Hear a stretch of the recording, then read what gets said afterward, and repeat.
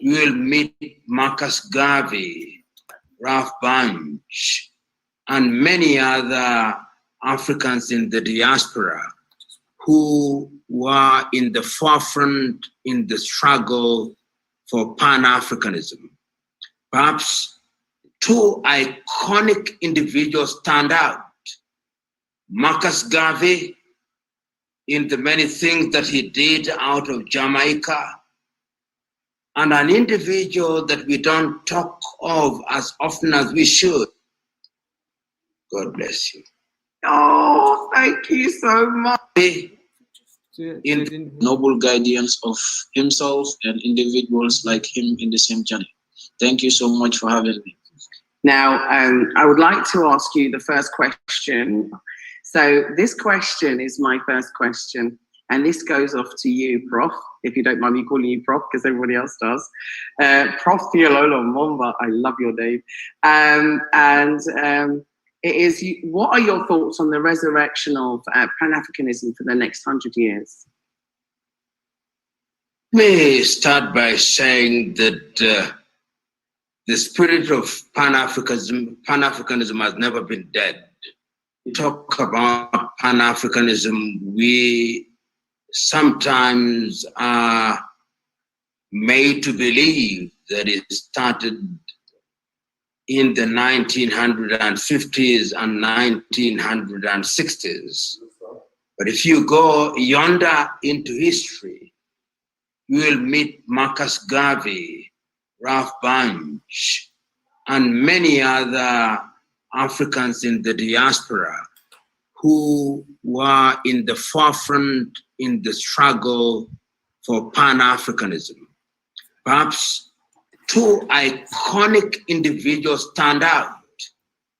Marcus Garvey, in the many things that he did out of Jamaica, and an individual that we don't talk of as often as we should, the great South African Pixley Kaisaka Seme, who as a student at the University of Columbia in 1906 delivered a speech referred to as the regeneration of Africa.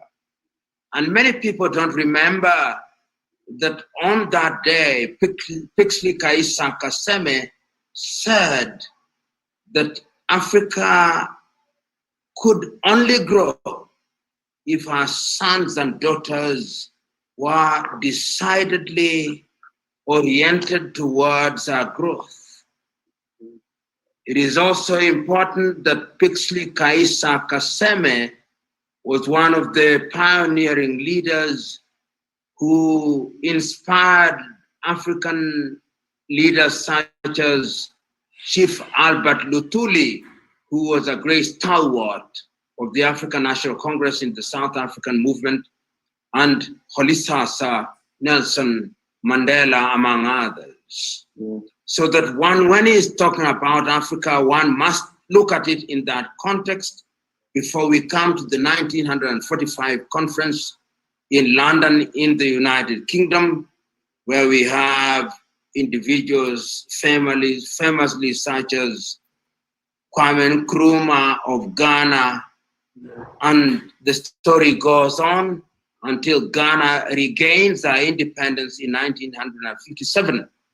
But even before that, there are great Africans, such as Emmons Kwejiragri, the first Ghanaian ever to obtain a PhD degree, and the first deputy principal of the famous college, Achimota College in Ghana.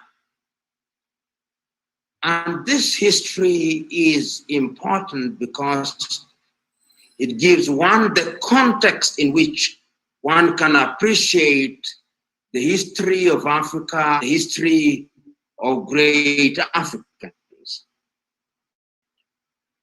And it is not only in, if you go to what Europeans refer to wrongly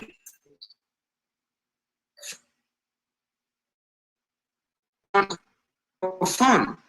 You meet Senegal. You meet Leopold Sedar Senghor of the Negritude movement. You meet Ahmed Ben Bella in Algeria. And if you move away from the French colonies, you go to the Portuguese colonies and meet Robert, one that I wanted to talk about.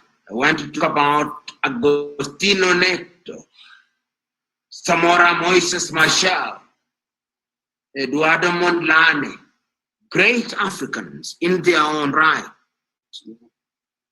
Then we go down and you meet people in Guinea-Bissau such as Amilcar Cabral, Abel Jassi. Those are the people that we are talking about, and I'm not talking about Ahmed Sékou Touré, I'm not talking about Modibo Keïta, I'm not talking about Mokhtar Oldada, I'm not talking about Thomas Sankara, I'm not talking about the great Julius Nyerere, I'm not talking about Kenneth Kaunda, and many others. So that in an assembly such as this, when we begin to talk about the continent, we have to look at the historical context.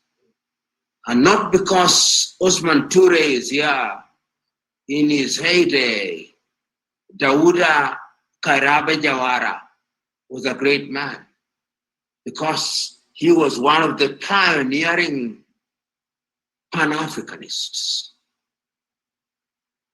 And my sister, therefore, I'm here to restate and to underline the fact that going forward, it is the Tourés of this world. It is you of this world, my good friend Bla, that are going to energize the continent in a totally different way. So that if Kwame Nkrumah, if Modibo Keïta, if Patrice Emery Lumumba, if Julius Kambarage Nyerere, if all these great African men were to arise, if Albertina Sisulu and Winnie Madikizela Mandela and the Amazon warriors were to arise, they would be able to appreciate that this is a great continent that has been trivialized and traumatized and punished by other civilizations through slavery, colonization, and neo-colonization, but we have refused to say, die. Our spirit is, in the words of Wole Soyinka, never say die.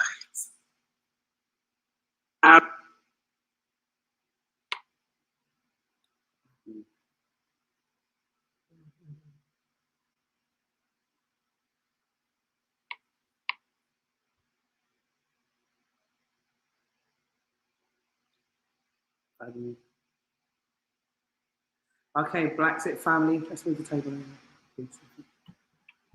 over. Okay, so Bla Xit Family, I hope you can see me and hear me. So I'm just going to do a quick sound check. Can you give me a yes if you can see me and hear me? Yeah, let's all sing happy birthday. So I'm going to add everybody into the studio. Just quickly, I need to get this, I can use the keyboard. So I want to welcome Simeon Lowe to the studio. Thank you, Seth. This is Brother Ayuba here.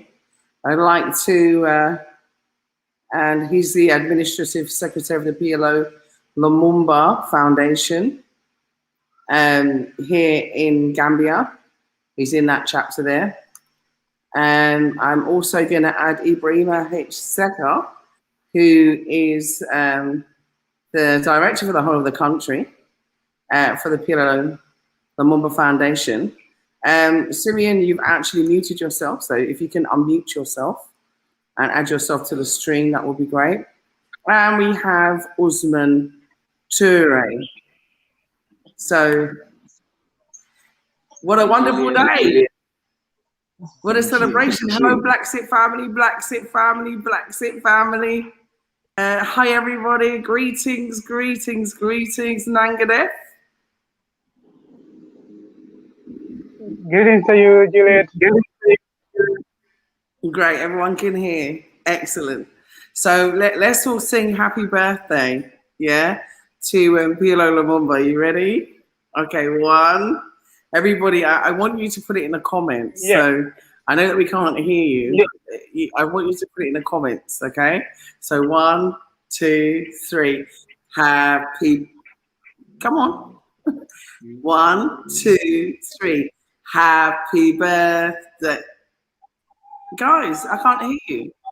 Young men, where are your voices? We've got to sing happy birthday to you. All right, I'm going to count you in. Happy 1, 2. birthday.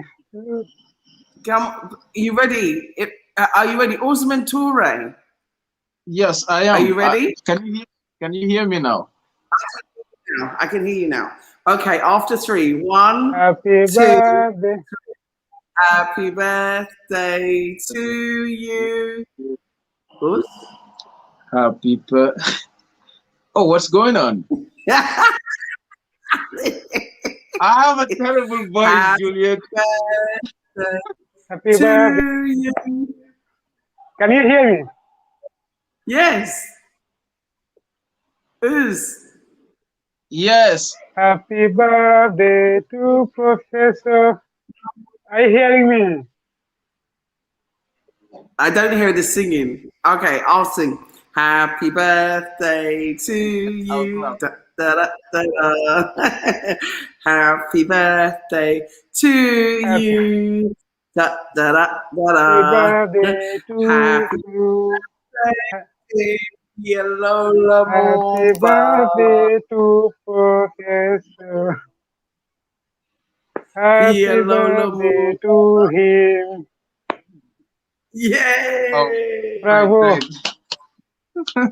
So everybody, let's say a bravo. Let's say a happy birthday to Professor PLO Lumumba. Today is a celebration of his birthday. This day, on I would say the 17th day of the 20th century, as he would say, on the 17th day on the month of July, and Professor PLO Lumumba has really inspired us. And Amos Oyanga will be joining us as well, but he's just running in a little bit late. So I'd really like to talk about, I'm going to add Simeon. I'd really like to talk about what PLO Lumumba means to us. So I'm going to talk to both of the members of the foundation and Usman Toure. So I'm going to start with Usman Toure first, because Usman Toure, as everybody knows, is someone that I have a great respect for and great affection for in terms of his devotion to Pan-Africanism as a young man and as a future leader and also influencer. And he's already become that influencer.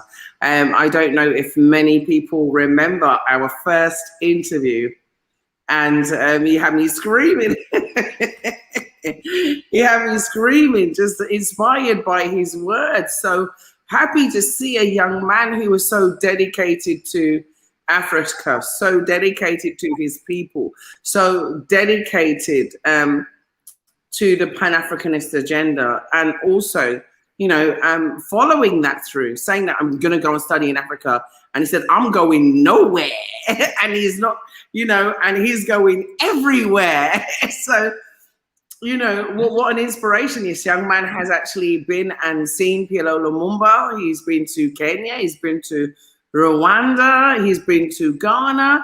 And I mean, all within such a short space of time. I am so impressed. I've seen him with the likes of, you know, Prince Nana Kwame, you know, some of you might know as Julius Caesar. I've seen him with the likes of Wodamaya. And, you know, while I'm giving tribute, I've got to give a tribute to Wodamaya, and I must. because if it wasn't for Wode Maya, Bla Xit probably wouldn't even exist or be here today.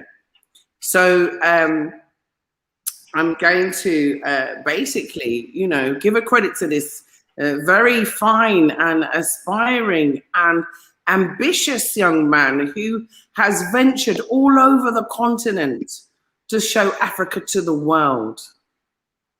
And so, you know, today I want to say I honor Wode Maya, and I thank him for even giving me my first interview, because just like you, Usman, yeah, Bla Xit started with an interview. So I'm going to give credit to the person who gave me my first interview here in the Gambia, and that was Wode Maya. And everybody should go and watch my Mr. Ghana baby. He's like a little brother. He's like a mentor. He's like a teacher to me. He's a great inspiration to me.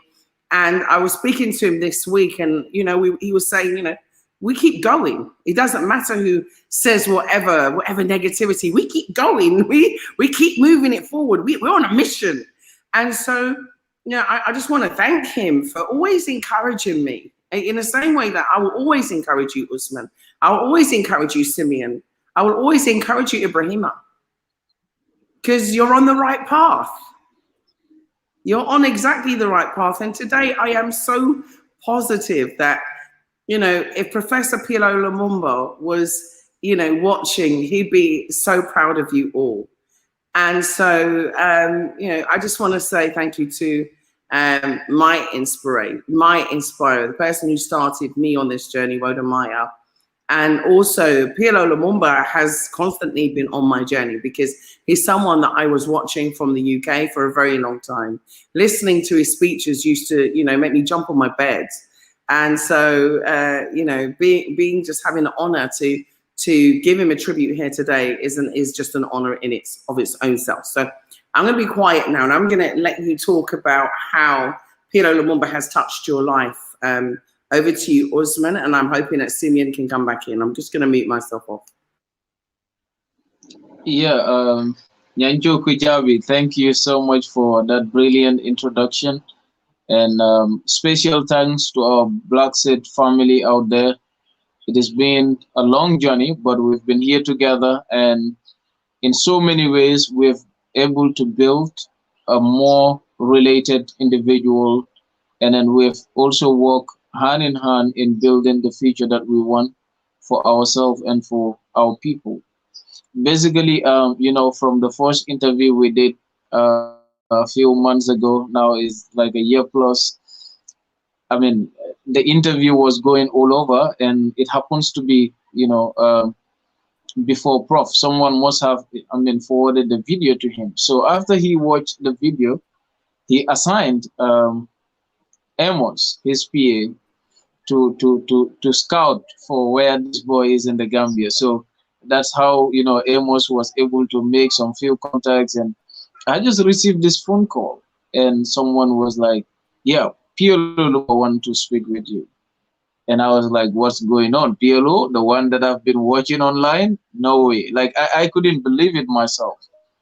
I walked outside of the room, like holding my phone, not knowing even what to say. And you know, he passed the phone to him, and then we greeted. He was like, I'm having an event tomorrow. I want the two of us to be there. And that was really inspiring, for the simple fact that with that video, he was like, you have a big future out there. You have a lot of contribution to put on the table, and you have a lot to do for yourself and for your people. And when he said this, I was like, now that I'm hearing this from Prof, I have to double up my efforts.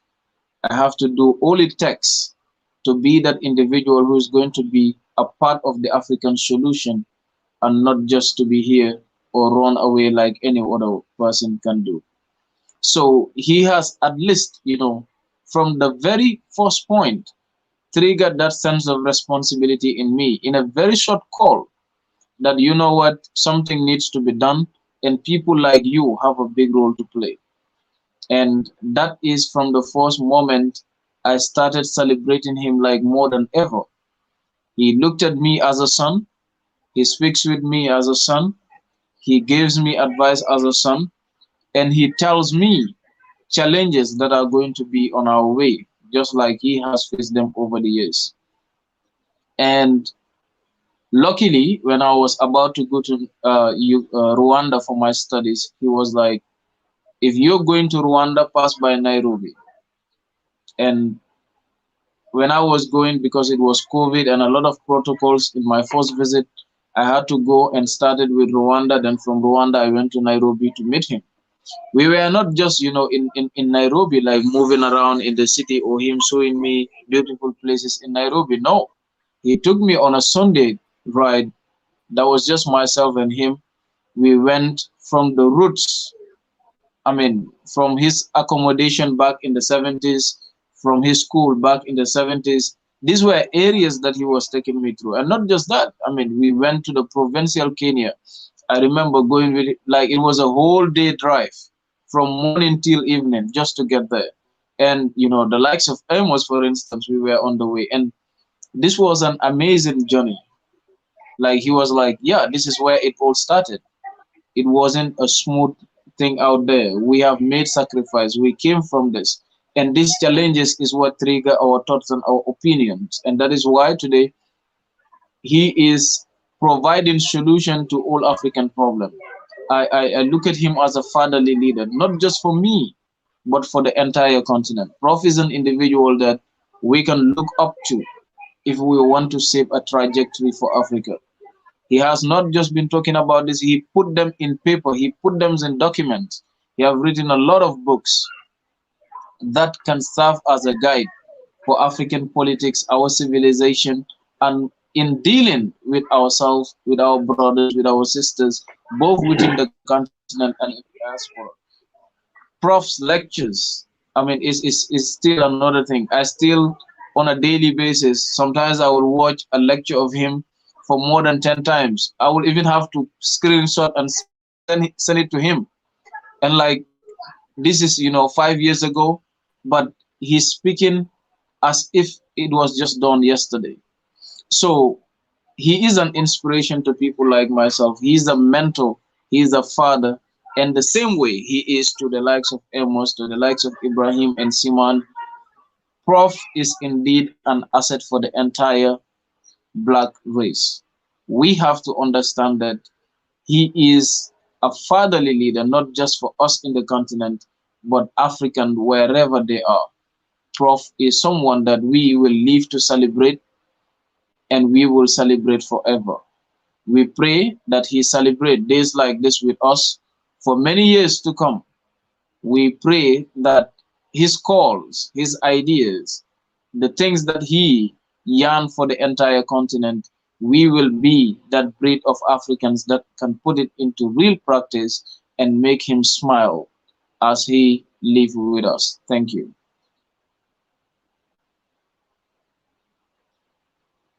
Oh, that's so special. You're just like a son. You're so lovely.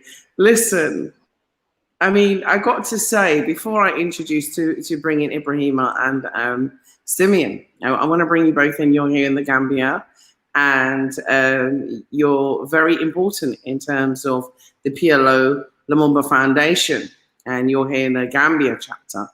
And this is one of the legacies of PLO Lumumba, and this is what I love. He's forward thinking. He's always thinking about the next generation, the next step. He's thinking about economic policies. He's thinking about how can we get out of the situation that we are in? How can we move this forward? How can we undo this colonized thinking? How can we undo the damage that colonization has done to Africa? How can we become the solution to our own problems? And that's what he says. So I would love for you to speak to the impact that PLO Lumumba has had on you and why you became involved in the chapter. That is over to you,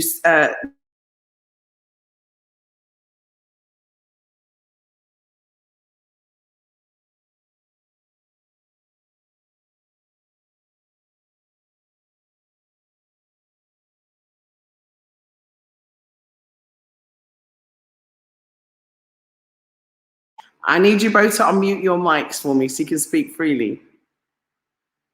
Can you unmute your mics, please, Simeon, and also Ibrahim? Go ahead. All right. Okay. Yeah, it has been admitted. Thank you, Juliet, for granting us such an opportunity. And we are so glad meeting with our comrade Usman Toure and also the program manager of the PLO Lumumba Foundation, who is no other person than Amos Onyanga, who is here with us. Celebrating PLO Lumumba birthday is really an annual thing. He is a person who deserves to be celebrated every day by we, the African, more especially we, the young Africans who pass, for example, to his videos where it was like 5 to 6 years. The day I just watched one of his video, more especially the multiplication of Africa, I was really, really inspired. And it has already inspired a lot of African, more especially if you come here in the Gambia, everybody must talk about PLO Lumumba. More especially whenever you play his video, you must hear about him. It was just like 3 to 4 days. I was in the provinces. One guy, if I have to play the video, even the people who were surrounding me have to even ask me, Ibrahim, who is this guy? Who is this guy? I have to explain to them in details who is PLO Lumumba Foundation. To an extent that they will always come to me requesting video of PLO Lumumba. I have to send to them, and it has already inspired them.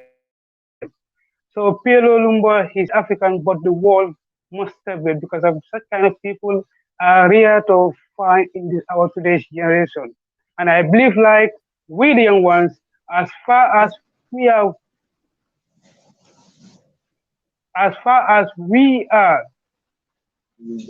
trying to follow in his footsteps, we will build the Africa we wanted. We will build the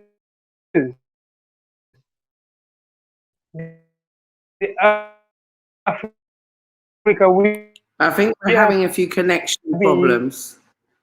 Maybe you want to... Yeah, better. We will build Africa, our forefathers. Okay, listen, I'm going to come back to you.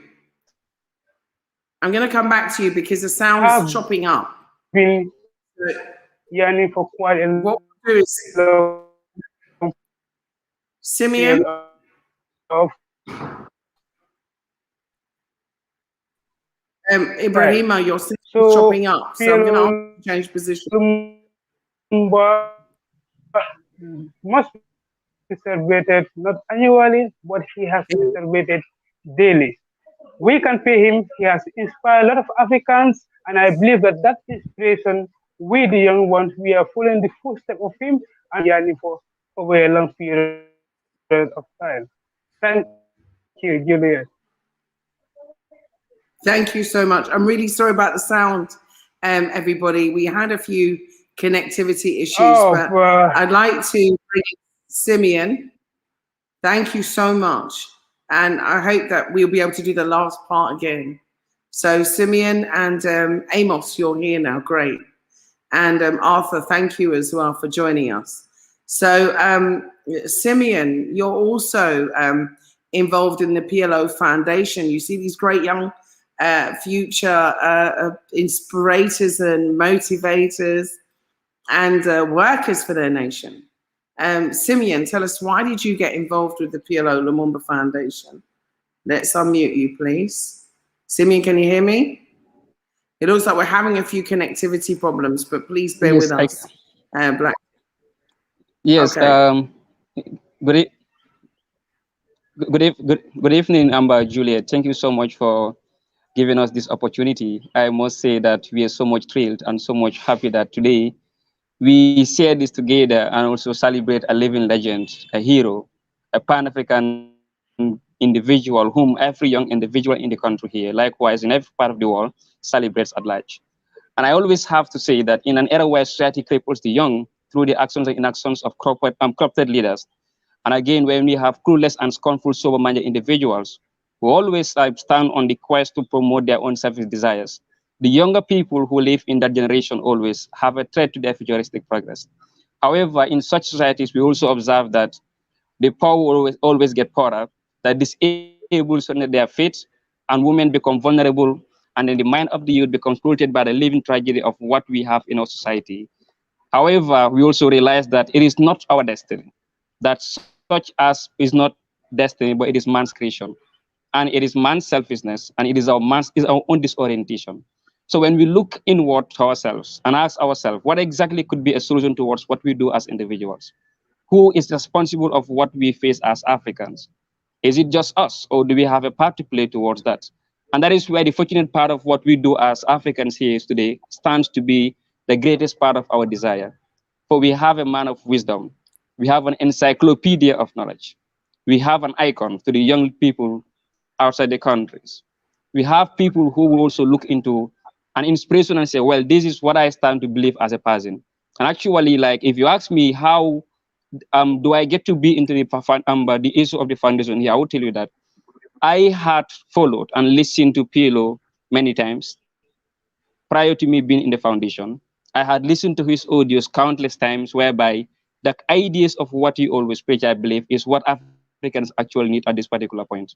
For we all believe that there is a part whereby there is a mental slavery that we have in our continent.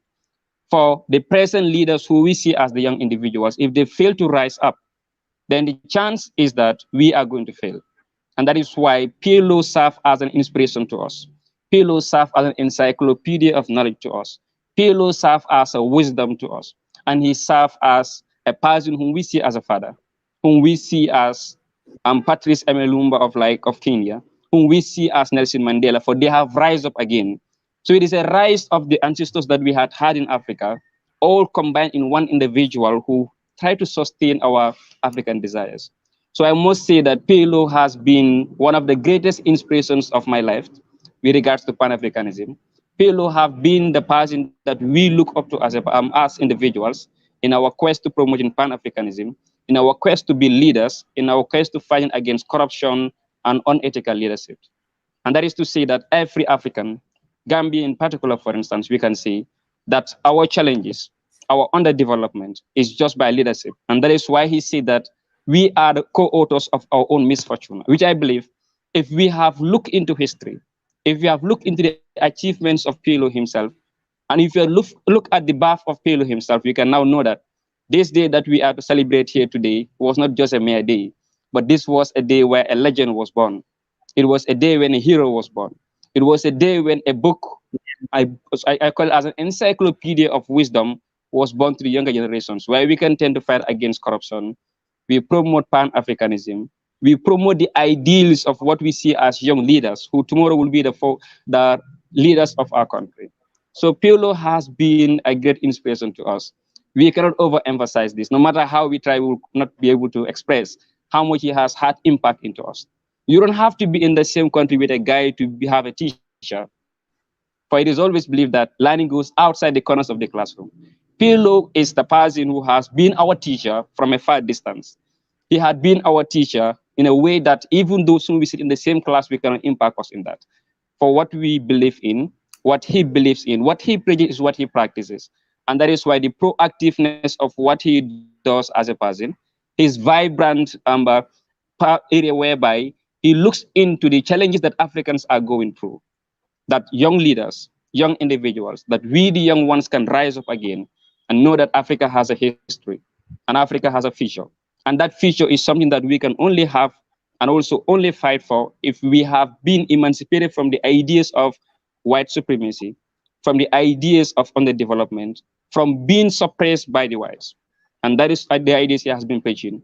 That is what we have been listening to. That is how he inspired us. And I must say that we will keep on following the footsteps so as to be a greater person as if he is today.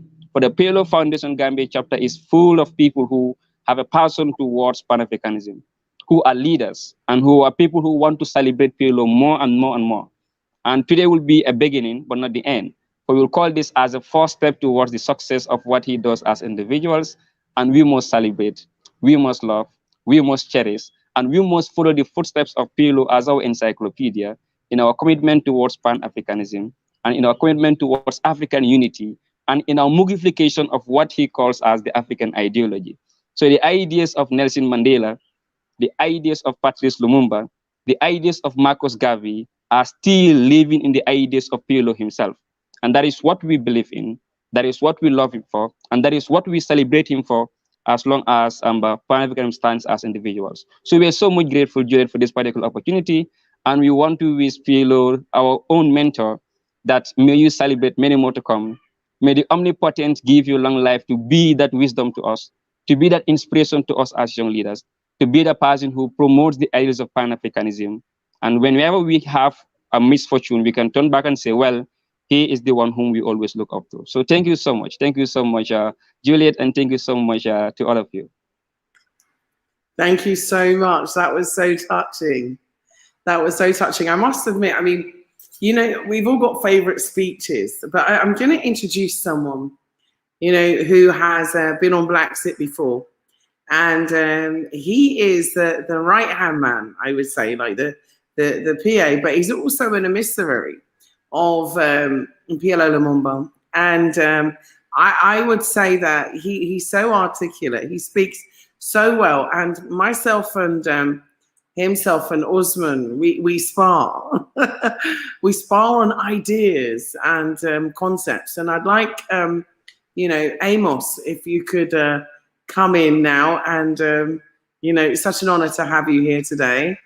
You're also a teacher, you're a scholar, you're a Pan-Africanist.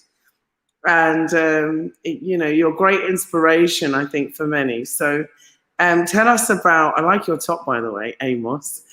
So do tell us about how you got to know PLO Lumumba, our professor, our dear professor, and how you got involved with the foundation, and tell us why he inspires you. I'm going to just mute off so you can talk. Okay, thank you very much, Sister Juliet, for the good work you're doing for this continent. I know most of people might not recognize the effort you're doing in this continent, but with the young people, we really appreciate what you're doing across Africa and even beyond. And I must say, if somebody is doing something good, he must or she must be celebrated when she or he is still alive. I'm very happy that you are coming together to celebrate Professor's birthday and not to celebrate his death. So that is something that is very good, because most of the time we Africans, we have a tendency of celebrating people when they are gone. And this is a narrative that I think we are now changing. And this is what should have happened before to the late Thomas Sankara, to the late Nelson Mandela, Modibo Keita, Steve Biko, Marcus Garvey, Kwame Nkrumah, Julius Nyerere, Patrice Emery Lumumba, and all other Pan-Africanists.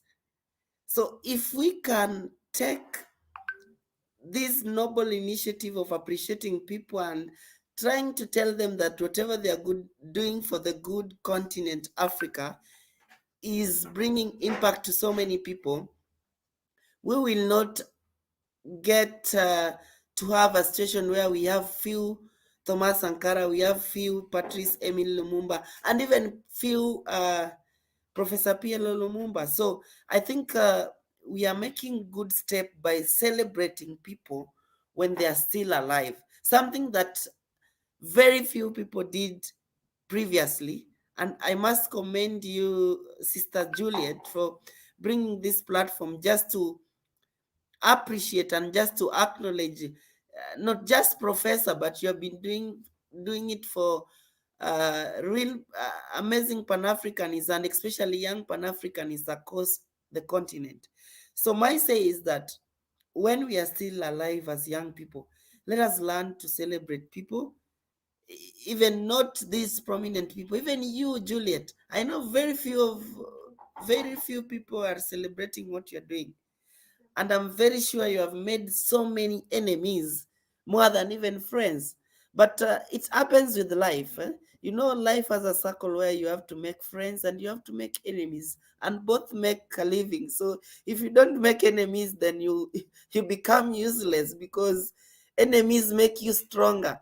So I believe that those who are able to see what you're doing now are able to appreciate what you are doing when you are still alive. They don't need to wait for when you are dead, is when they come and cry, oh, it was such a nice lady, I was a fan of her show. That will never work. If you are doing a good thing, appreciate the person now. If you want to support a good initiative, support that initiative now. Don't wait for somebody to die is when you contribute a lot of money. Don't wait for somebody to die is when you talk on social media and say, oh, he was such a great Pan-Africanist. No. This is the time for young people who are listening across the globe to change the narrative of celebrating each and every person who is doing good across the continent. Thank you, Juliet. Do you know, I totally agree with you. I must say, I mean, you do always hit the nail on the head every time I speak to you. We do often, I mean, if you look at the quote on the screen right now, thank you, Kwame, for writing this. And it says Kwame Nkrumah. Kwame Nkrumah has passed. Thomas Sankara has passed. Steve Biko has passed. Yeah. Robert Sobukwe, he's not here anymore. Where have we got? Yeah, Jan Santua has gone. Chris Honey, Winnie Mandela has passed, and everybody there is passed. So there has to be a new generation. Correct. You know, there has to be a new generation. I hope you can come back in, Oz, of Pan-Africanist leaders. There has to be a new generation of Pan-Africanist authors, writers, speakers, leaders, motivators, inspirers. And one of the things that I do love about PLO is how he orates, how he says things. He says things with such clarity. He says things with such succinctness. He has the ability to articulate in a way in which he moves you to action. And that is one of the things that I used to love listening to him. When he made a speech once and he was talking to the fact that, you know, we allow everybody into Africa to do everything that they want, yet we control no resources. And I sat there and I thought, he has a point. Why are we so friendly, he said, to others but not ourselves? Correct. And this makes you think. So I'm going to speak to Arthur, who's here with us. And I'm going to also put the link. So if you would like to come and give a tribute to our wonderful living legend, PLO Lumumba, you're welcome to join us. So Arthur, please join us. And thank you. Yes, thank you. Thank you very much. And thanks to the organizer of this a wonderful opportunity for all of us. I am Ato Waweli, the country representative of the PLO Lumumba Foundation in Liberia. And thanks to my leader, Brother Amos, for always guiding us along the way. But I would just want to... Thank you, Arthur. And even before you proceed, I think Arthur is one of the country representative across Africa that is doing quite well in terms of agribusiness and even in terms of uniting young Africans across Africa just to appreciate that Africa is blessed with so many resources. So Arthur, we are very proud of what you are doing. You are one of the top 10 country directors who are doing quite amazing across the 38 African countries that we are present. Thank you very much, my leader. I'm humble. I'm humble about those good words. And on this day of the birth of our father leader PLO Lumumba, we would just want to say on behalf of the people of Liberia, the young people of Africa, that we have a living legend that we all must celebrate. And like a majority of the other speakers said, we cannot allow him to pass off before we start to write on social media and start to do videos like the way we did when it came to the death of John Pombe Magufuli of Tanzania. We must be able to celebrate it now, and that's the reason why every day of our lives, we do everything we can to engage young people, especially in Liberia, in treating them in leadership. Because we know PLO Lumumba will always say, our father leader, that when young people are not trained, it is a worry to the older generation. They're always worried who will be taking after us. So we must be able to train the young people in leadership, in technology. You come to the center we run here at the Pan-African Conscious Corner. We train young people in technology, in leadership, in entrepreneurship, linking that with agriculture and that of spirituality. And my sister leader, I would just want to say that on behalf of all of us, we are grateful for this wonderful interview, opportunity that we can be able to memorialize our leader and what he's doing in his lifetime, that he can be able to hold the flowers in his hands and celebrate with us. So thank you very much, and I'm grateful and humble for this opportunity. Thank you. And also, before I leave, I will want to say a very big thanks to our senior brother leader, Sheikh Al Mustafa Kuyate, who is also in Kenya there, trying to represent us as young people on the continent to see how we can be able to all celebrate with our leader. Granted, he's on the other side of the world, but yes, we all celebrate him. Thank you. I think he just broke signal. But I've got a message here, which is from Kwame, which says, Sister Nancho, there's Baba Adama Barrow in the Gambia. And I'm going to say His Excellency, I must admit, was very inspiring to me. And when he quoted Julius Nyerere and he quoted Peter Tosh, and, you know, he talked about other philosophers, African philosophers and Pan-Africanists. Can you imagine what it's like to, you know, you actually go and see the president, an African president of an African nation, and he says to you, no one can take your Africanness away from you. And he looks at you sternly and he says it. And you say, wow, you know, you're right. You know, so what I'm trying to say is that, you know, when he quoted Peter Tosh and he said, no matter where you come from, as long as you're a black man, you're an African. Yeah, and I include women in that too. But I'm just quoting Peter Tosh. That's true.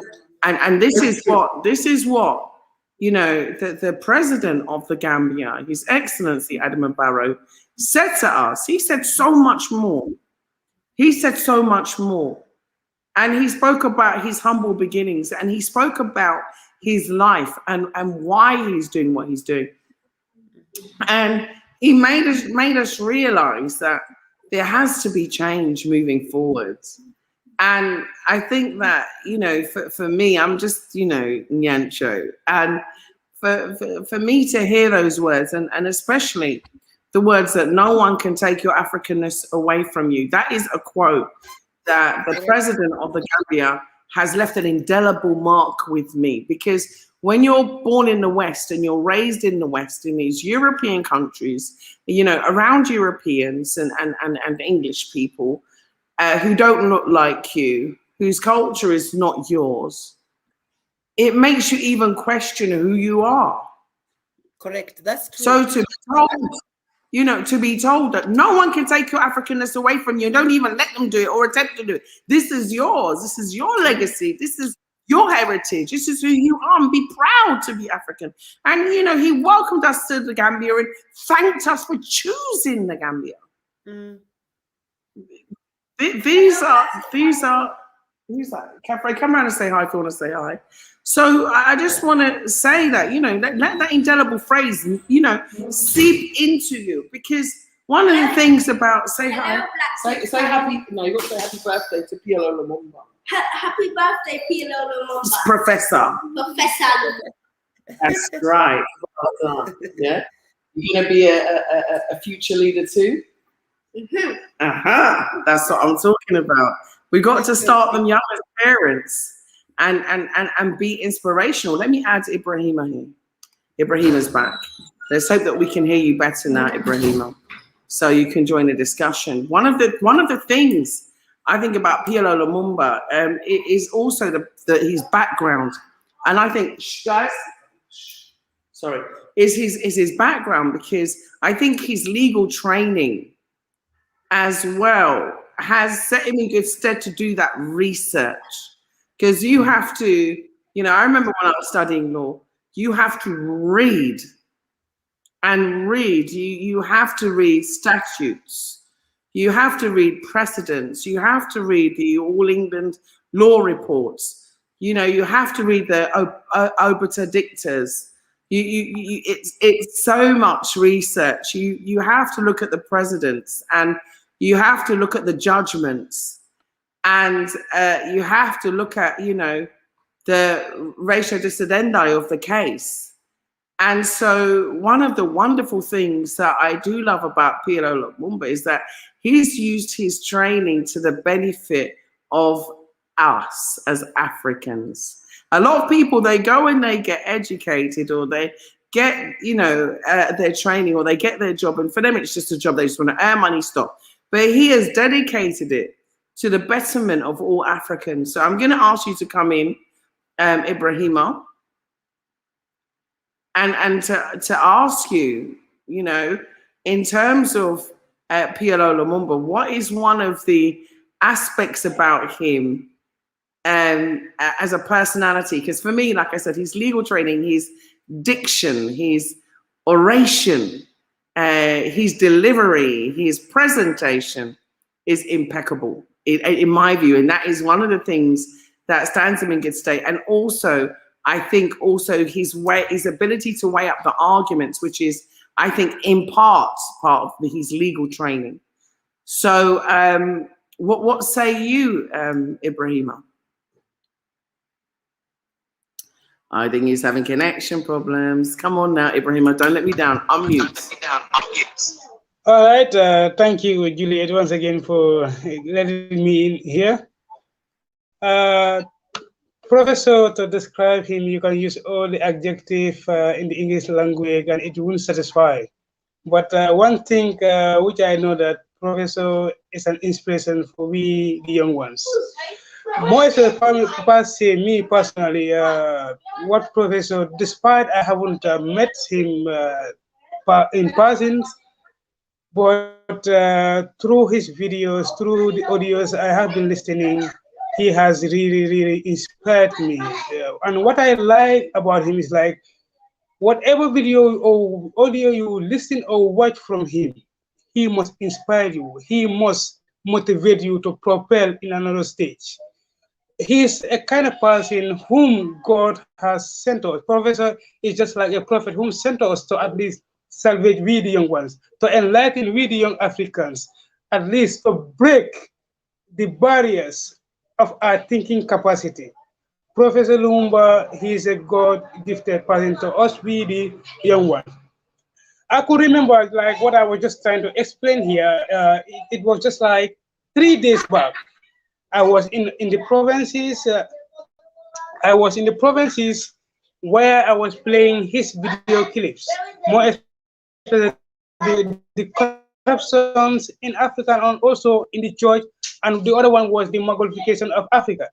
The moment I just played this video, everybody who were seated with me, they came and were listening to this video, and so most of them, they don't have who is this person. I try to explain to them in details. Some of them were really inspired, and they were even guilty about themselves because of most of them they have this Eurocentric mindset towards Africa, more especially here in the Gambia. It has really inspired most of them here in the provinces, and some of them, despite I didn't even send the video to some of them, but some of them even have to come to me at night, wake me up, more especially when they knew that I was coming to travel to the urban area. They have to come in and just wake me up so that at least I can send them the videos of Professor Lumumba, which they which already inspire them, and also they want to use that video at least to inspire some of their comrades or colleges. And Professor is just a gym, it's just a rare gym, and we the Africans, more especially we the young ones, we must celebrate him as Human Law has rightly said. He's an encyclopedia for we the young ones. Professor Lumumba, he's a wisdom. Whenever he speaks, he must inspire us. I agree. I totally agree. And I've got to say, I'm just gonna mute because there's a bit of background noise. But I was about to say that you know, I've seen some of the comments, and we were talking about Julius Malema. Yeah, Julius Malema as. Ooh, let me just mute you for 1 sec. Can we mute your mic? Can you help me by muting your mic? That's it. Thank you. Okay, so Julius Malema, I must admit, I am a huge supporter of Julius Malema. A huge supporter of Julius Nyerere. Huge supporter of all Pan-Africanists, for that matter. And Winnie, oh my gosh, Winnie Mandela? And I even go back in time to talk about Kimpa Vita. And let's not forget Kimpa Vita. Kimpa Vita was burnt alive at the stake because she refused to accept colonization. She refused to accept their religion, and she refused to be subjugated and to be enslaved. And she was in the Congo. So we have so many. Cape Town is watching. So thank you, Mrs. PLC. Now, listen, I want others to join in. I don't want this to be like a 1 person or 2 person or 3 person, 4 person, how many 5 people show. But anyway, because it is about a celebration of PLO Lumumba. So, you know, Professor has been a teacher. So I've been talking about him being a teacher. And so I'm going to speak to Ibrahima about what has he taught you? What has you? So you can unmute yourself. Ibrahima Seka is the head of the foundation here in the Gambia. I know what PLO taught you.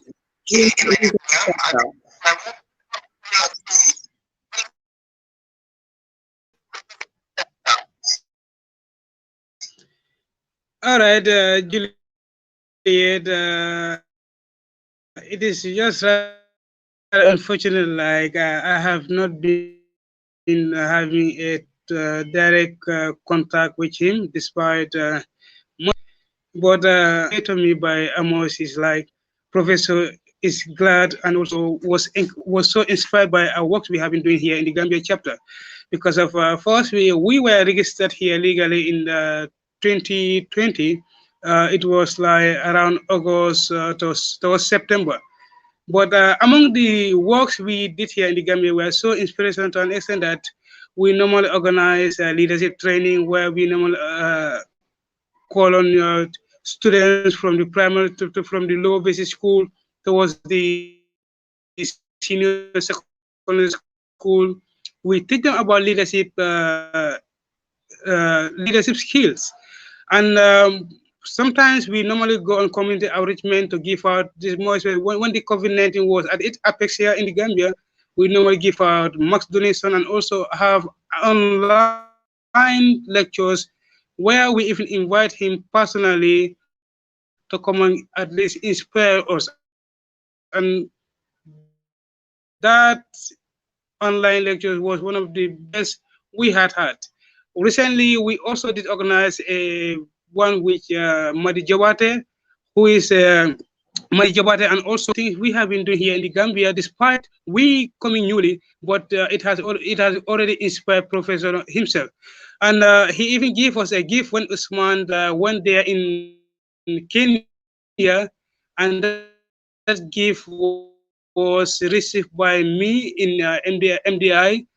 Per se, I haven't get that in touch with Professor, but most of the time I do relate my message to Amos, and Amos, whatever Professor say, Amos will relate the message to me. But he has been inspiring to us, and also he has seen our works we have been doing in the Gambia, and he's so glad about it.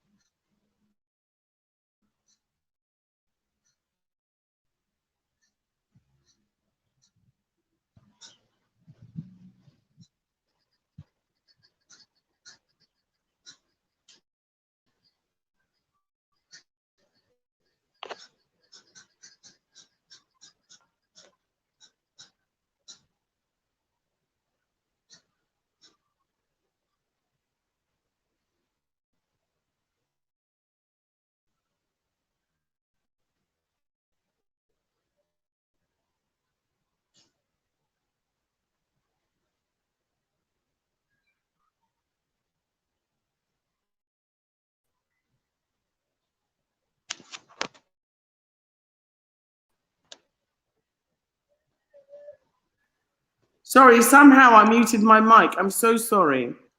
So I was saying that, can you hear me now? I was saying that basically we have to defend each other. Can you hear me now? Can you hear me now? This is very strange. I don't know what's going on. Can you hear me now?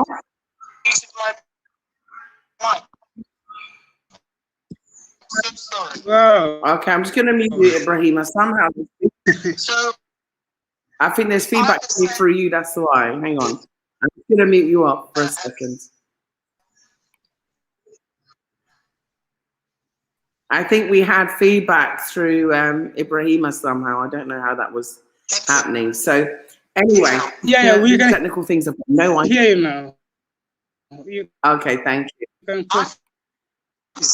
Okay, we have someone who wants to join the stream. I'm gonna just ask you to mute off while I add someone to the stream.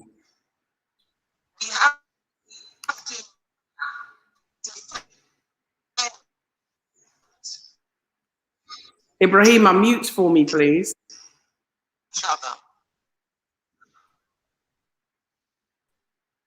Can you mute? Oh, he's gone. Yeah. Can you mute for me? Can proceed. Okay, so I was saying that we have to learn to defend each other. If we see someone attacking our professor online, we can hear you. We must come to his defense. Thank you. We must come to his defense. Mute for me now, one second while I talk. So we must come to his defense. And it's the same way I've seen the most heinous thing said about me, which is completely untrue. You know, and I'm saying, and people say to me, oh, just ignore it. You know, but this is our celebration of our heroes.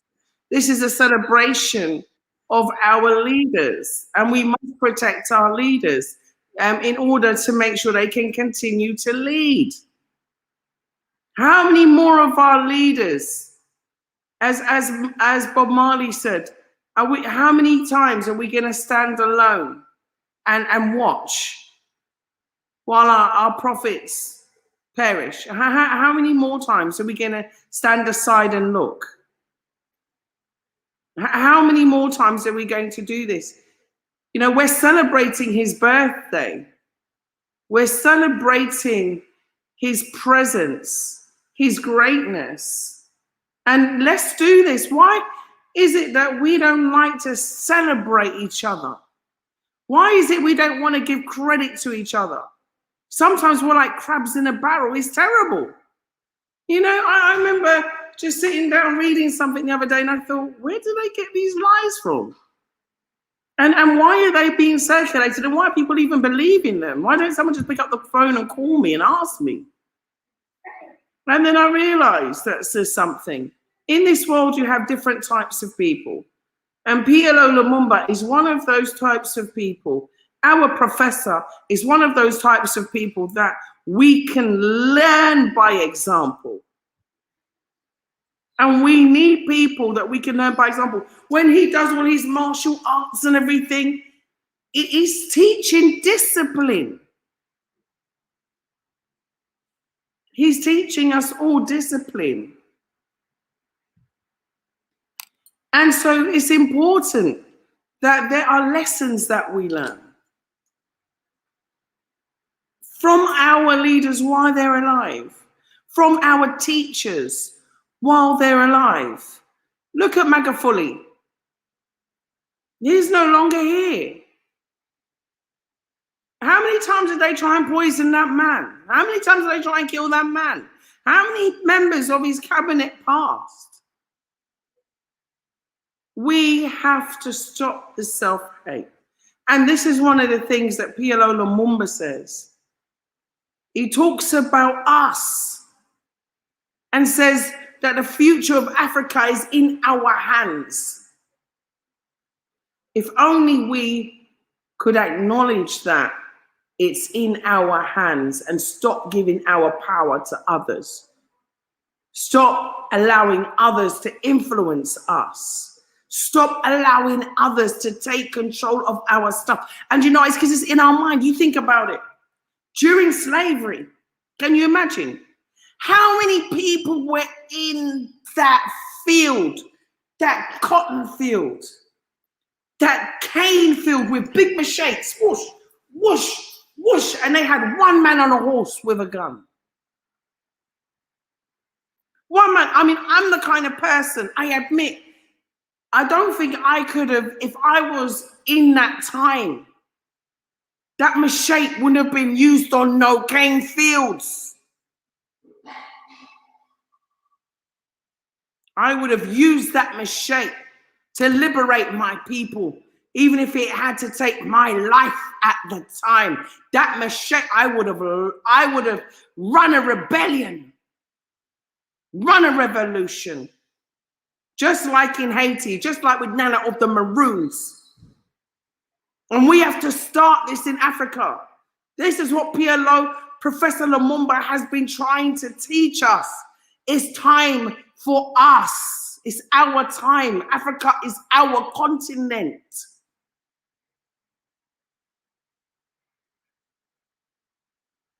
This is our legacy. This is not the time anymore for us to be subjugated. Look at what is happening in South Africa. Why wasn't W. de Klerk imprisoned? Why wasn't P.W. Botha imprisoned? My people. How long are we going to allow ourselves to be deceived? How long are we going to be fooled? How long are we going to put other people over ourselves? How long are we going to even allow people to pull down our own people and then put a white savior in their place? Today is a celebration of a great man. And you know why? Because he says he can. Ibrahima, Simeon, can you join me now?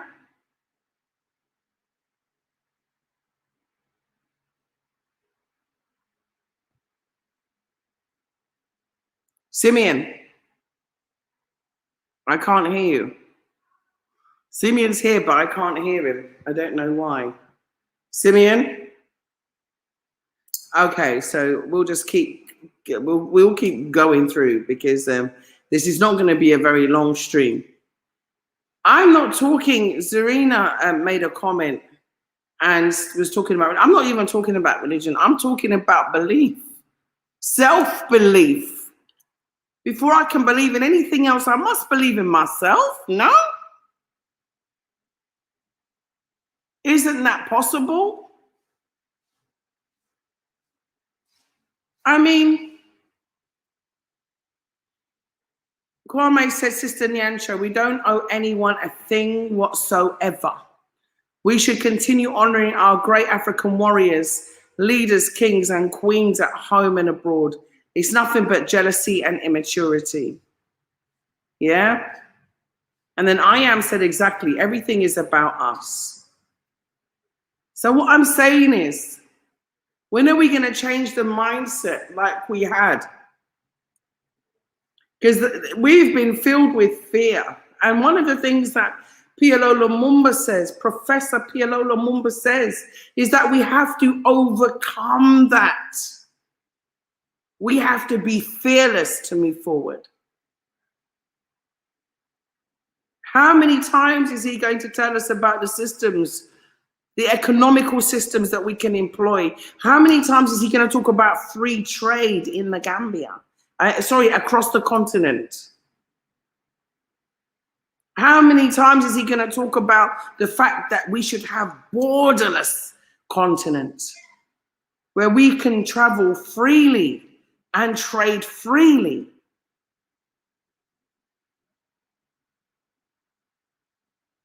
What about when he talks about the very basics of agriculture?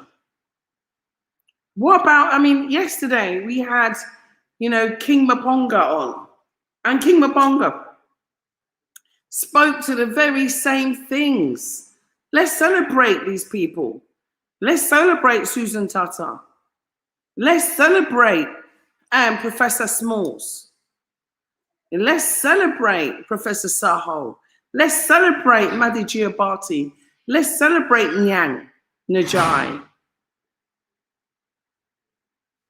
Let's celebrate all the professors. Let's celebrate everybody that wants to take us forward. It's got to be forward, ever backwards, never. That's what Nkwame said. I'm going to add Ibrahima back to the stream. But this whole crab in a barrel mentality, Professor Lumumba has warned against this. Go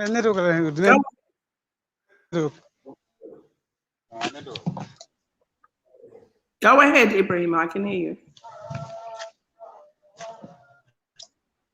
Ibrahim? All right. Sorry because of unstable network here. Yeah, I'm hearing. Go ahead. Network it's just crazy over here. I have to move from place to place so I can at least get the stable one. Like Julia was just saying, how long? For how long shall we just keep on narrating such issues? As Martin Luther King said in one of his videos, how long but not long. I believe this kind of mindset should replicate in we the young ones, we the Africans. But how are we going to do that? It shouldn't be by word because here one of the main things which normally disturb us is like we talk why we don't put it in practice.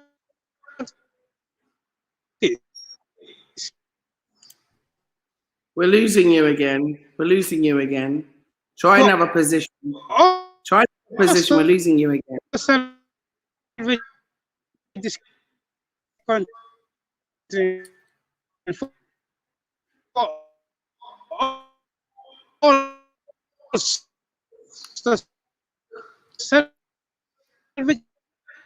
It's hard to hear you. It's hard to hear you. So you're going to have to move again for me. Yeah, I think there's a delay. So what we're going to have to do, yeah, I want you to move again. To move again for me. Yeah. I want you to move again. Okay, so I just want him to get another position because it's very hard to hear what he was saying. But I want everybody to go into the comment section and give me a favorite quote from PLO Lumumba. That's what I would like you to do before we close the show today. Everybody that is here, that is watching, that is sharing. You know, sometimes it makes me wonder, I admit, you know, people can put out any kind of negativity and everybody gravitates towards it and gives it hundreds and thousands of views. But when we're here to celebrate our heroes, our leaders, those that are putting their life on the line to teach us, to guide us, we're not there. But if it was some negativity and some drama where we're dragging each other down, tearing each other down, we're there in our droves. Why? Is this not a problem that we have? Is this not a problem that we have? Everybody should be a nyancho. Everybody should be a warrior right now. What did King Maponga say yesterday? He said that we're in war. He said we're in bio-warfare. Okay, I think Ibrahim is back. So why are we acting as though we're not? Okay, let's have a look. We got one. Okay, let's have a look. So Obia man, love that word, Obia man. Yeah, PLO Lumumba said, and if I may be allowed some latitude, as every guest should. So Ibrahim Esteka's back. Let's add him to the stream. Go ahead. Let's see if we can hear you better. All right, thank you, Juliet, for once again adding me. As I was just rightly saying, like, we need to put things into practice because of we the Africans, one of the things which have been disturbing us for over years is just like we mostly put things verbally in a nutshell, like we can keep on singing the same song over a long period of time, but we will never put them into practice. at times you can see Africans, at times if they give you an idea, you would think that, yeah, these people, if we take them or if we put them into a particular portfolio, they will take our institution forward or they will take our nation forward. But just give them the chance. Just give them the chance. Just less than an year, you will be disappointed. And I believe just like what Michael Jackson once said, the problem of Africa is about leadership.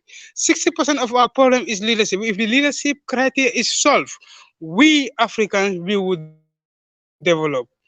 We will develop and we will be sitting in the dinner table. As Professor Namal said, why can't Africans sit in the dinner table? Just like Europe, Asia, okay?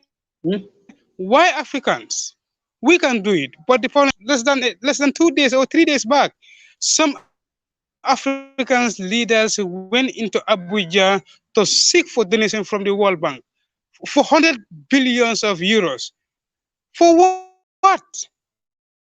We have been taking loans. We have been taking loan for years, but still now we don't make the best use of our resources. We can do it. But the problem is we don't believe in ourselves. Improvement. If the project is 100 euro, you will take all the 75, put it in your pocket and leave the 25 euro, make it in the project. At the end, the project will not be completed and people will be wondering, why is the money?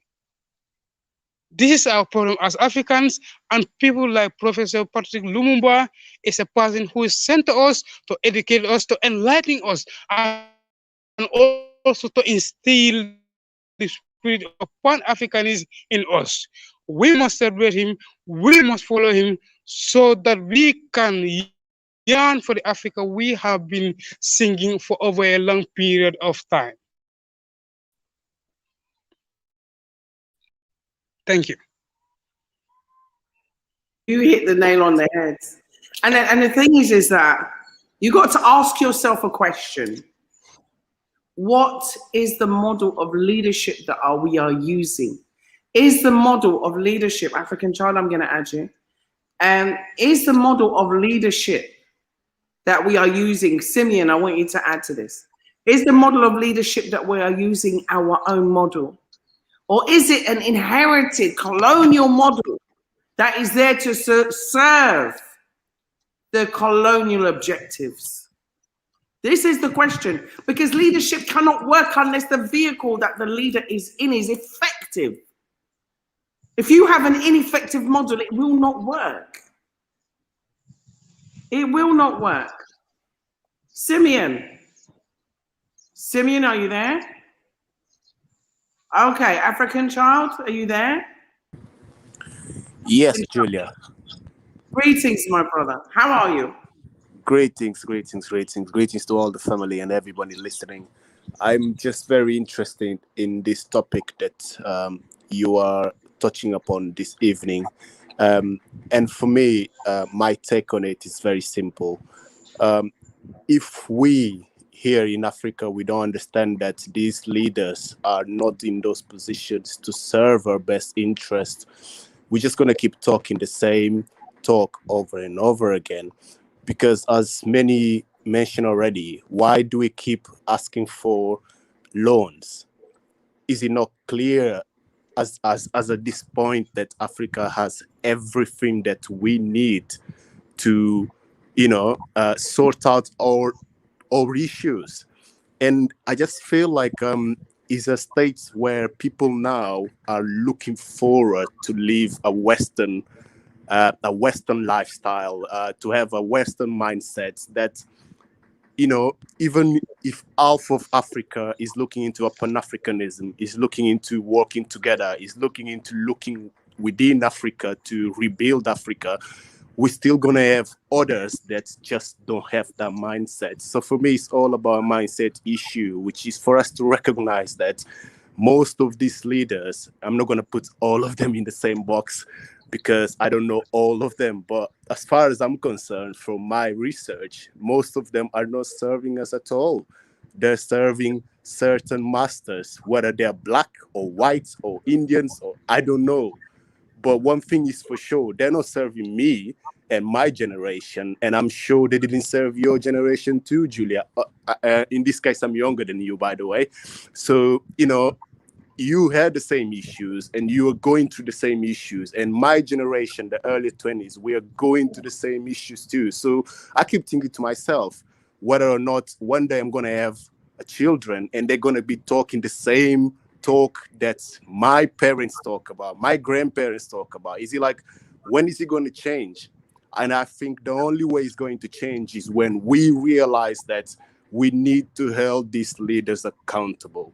And I'm so happy to see you speaking about this great man today, this evening, Prof. Lumumba, because I often wonder to myself, why is he not leading us in this, you know, even in African Union? Why is he not?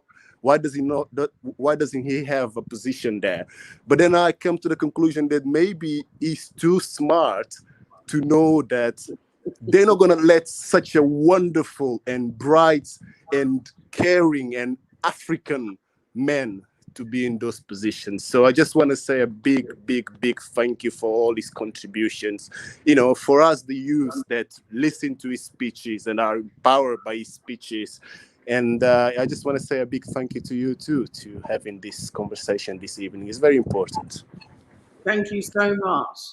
Thank you again. I mean, I agree with you. Like I said, it's not fit for purpose. If the model's not fit for purpose, one size doesn't fit all.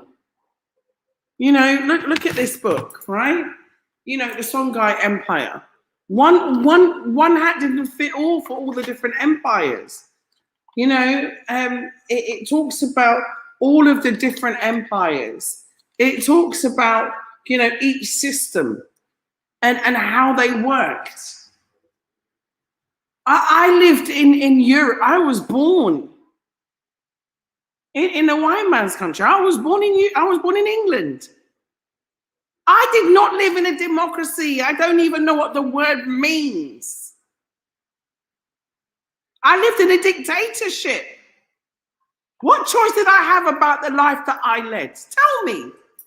Did I have a choice about all the taxes?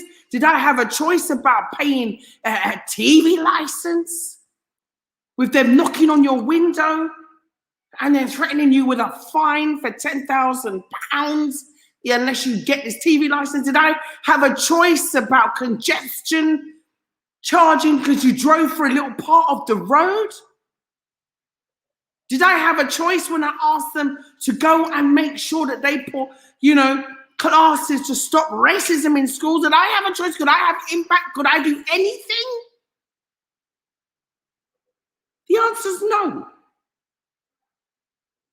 So tell me about democracy. What is democracy? Just putting, you know, an X on a tick and putting it in a box. Is that what democracy really is? Or is democracy going back around the mango tree?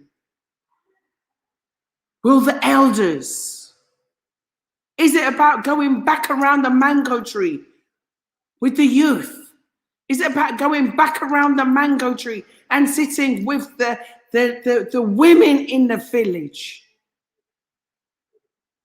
Is it going back to the basics of communication and understanding that we ourselves can be leaders?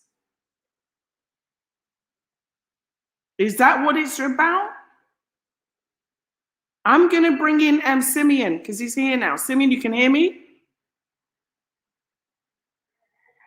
You know, I mean, yes, madam, I can hear you. I hope you can come on in. Come on in. Come on in. I'm waiting for you. Come on in. Thank you so much. I am truly very much glad. I think today is a day that we should be liberated from the concepts of Western domination, from the ideas of white supremacy, from the ideas of corrupted leaders who circles our development as a country. I think if I hear submissions from you and submissions from other speakers, I realize that there is much to be done. And it is only simple that the best thing that we can do is to first emancipate ourselves. And the emancipation has to start from the grassroots. For what happened is, like, when you ask about the curriculum, what are we even learning? We're still going back to the colonial times whereby the system was just built to help us read and write. so as to help the colonial masters in their quest towards suppressing us as Africans. Our curriculum up to date as we see it is not that much practical, for it is more of like theory. Theory in a sense that most of what we do as individuals, most of what we are taught in the class is just a concept that we believe that may work for us. But most often we tend to realize that what works for a country in Europe may not work for African countries at large. So there is need for us to look for a paradigm shift, a model that we can use as Africans. Find a way, a particular African model that we can use in trying to develop our country at large. But unfortunately, I think Africans have been suppressed by the concepts of what they believe as Western ideologies. And this, in most cases, if we are to go by it, it will have an impact on it. In addition, I think the basic step here, if I always believe like when people have go to a certain age, it becomes hard to emancipate them from the ideas of what they believe in. So it is the younger ones, the rising ones, what we call as the present leaders, who should be nurtured. They should be engrossed in a way that when they are given a particular position, they should be able to avert and mitigate the problems that we have been seeing since all those times. So we have a lot of work to do. We have a lot of things that we have to get a sense of direction. We need a sense of unity. We need a unified force that we can use as individuals so as to help ourselves grow. For if we fail to, then we are going to suppress ourselves to what we had lived 50 years ago, what we had lived 10 years ago, what we have lived centuries ago. And that is not the future for Africa. For there is need for us to redefine and rebrand a better structure that we can use to develop our country at large. Couldn't agree more. And especially with regards to what you said about education. You know, education is the key. I'll give you an example. I was watching the Kunte Kinte celebration day, which was amazing on the 5th of July. You know, so Kunte Kinte Day will hopefully be a national public holiday here. I heard the Honourable Minister, Honourable Suleiman Saho, raise it in the National Assembly and put it forward that it should be a national holiday. So I want to thank Lamin Jatta and all of the foundation, the Kunte Kinte Foundation, for all their hard work. It was an amazing event. I unfortunately was sick, so I couldn't go. I was very, very upset because I wasn't able to give, you know, this very powerful speech that I took 2 days to write. So I wanted to talk about the fact that our history has to be written. Our history has to be taught. Our history has to be a priority for us. Our story, not his story, but our story. Because this is what is missing. This is what is missing. We are the ones that had Timbuktu University. We are the ones that had the first university in Egypt. Us. Sometimes you have to go back to the past to look into the future. And so we are the progenitors. We are the leaders. We are the civilizers of the world. So why are we relying on other people? We invented nearly everything on the face of the planet. Our inventors are black, beautiful African inventors. How many things haven't we invented? I've got a book right there in my room. I can go and pull it out as you speak and talk about our inventions. Professor PLO Lumumba said it's time for us to celebrate our achievements and to teach our children those achievements. So listen, I'm going to go back to Simeon.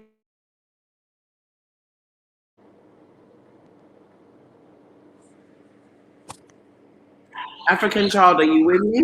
What do you think about us teaching our story, our history, our achievements, our accomplishment, our own curriculum, our own agenda moving forward?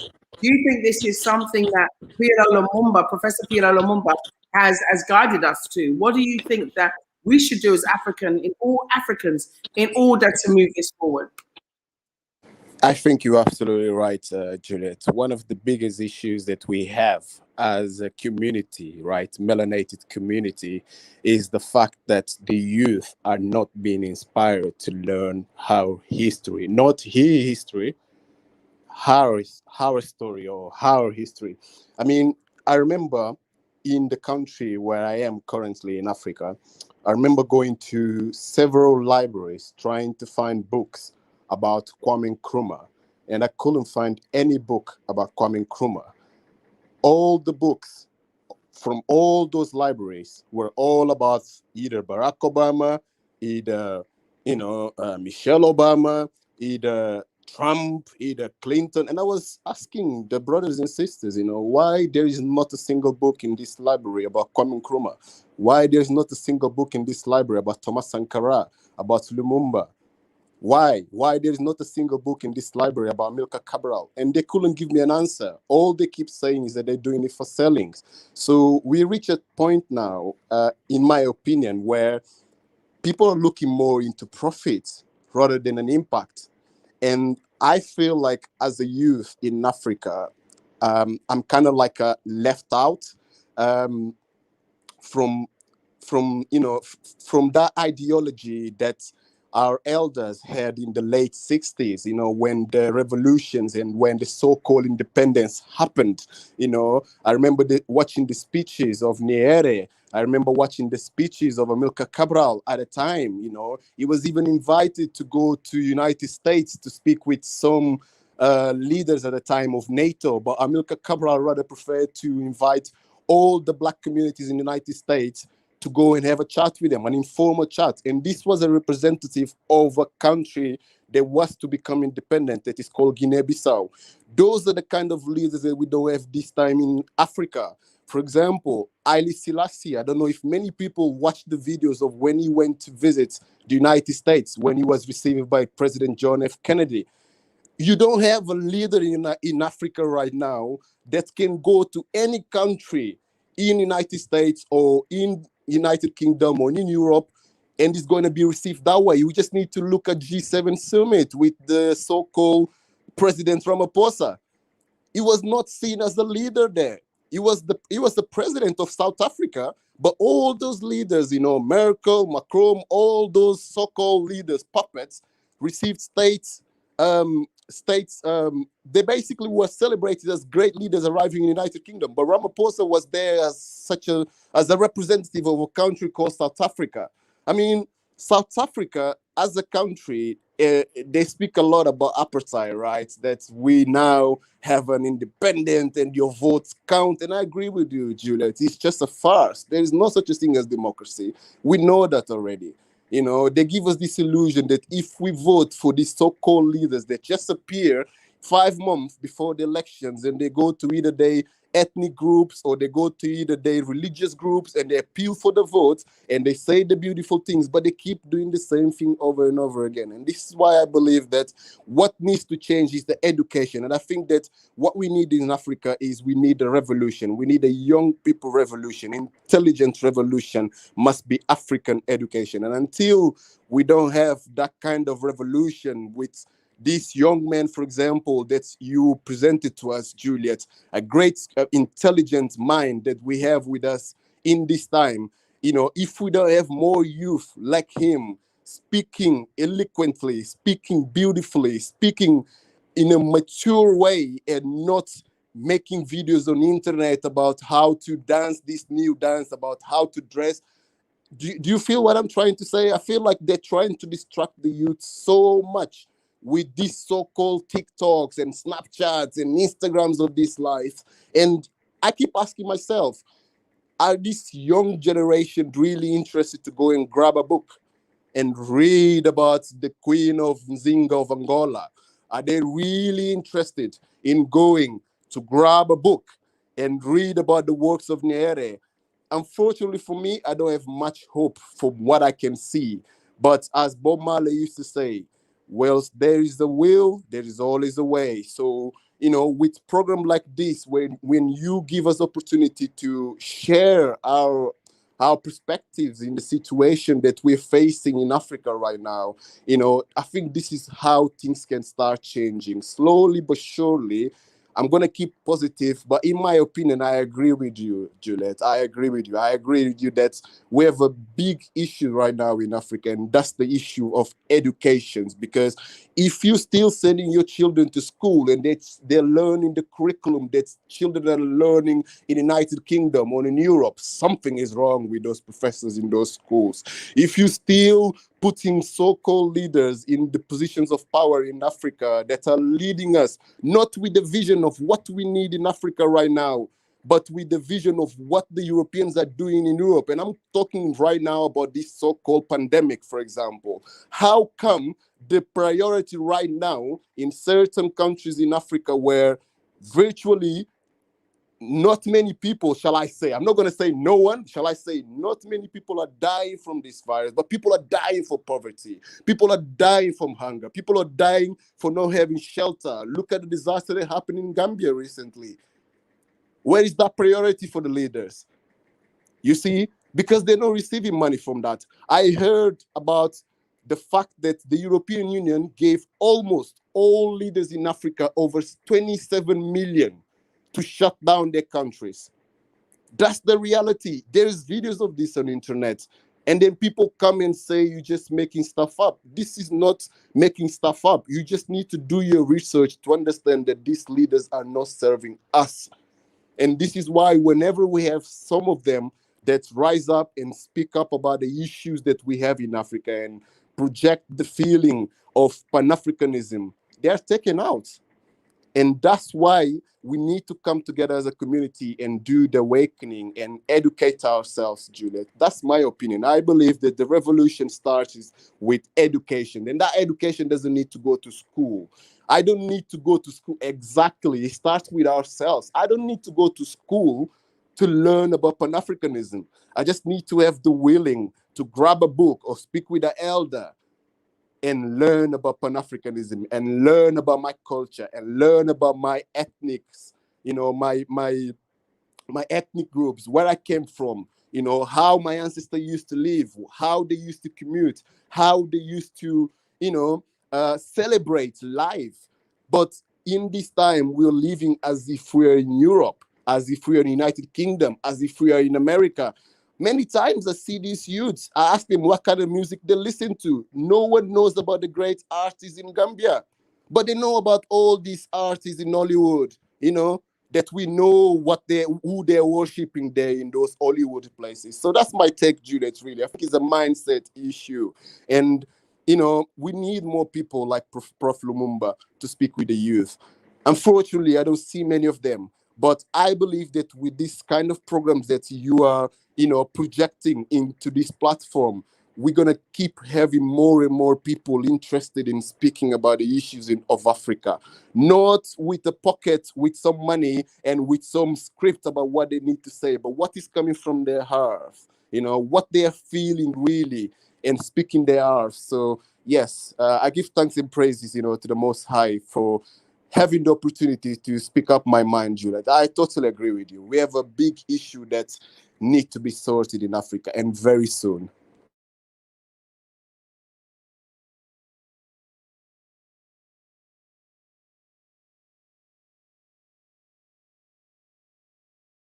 Assuming you've been able to rejoin us, and Ibrahim out there, this is a very important discussion. I think that, this celebration of Professor PLO Lumumba's birthday has been the best gift ever, which is knowledge, sharing of ideas, having a discussion, and having those difficult conversations. Because sometimes you have to have difficult and challenging conversations in order to have a breakthrough.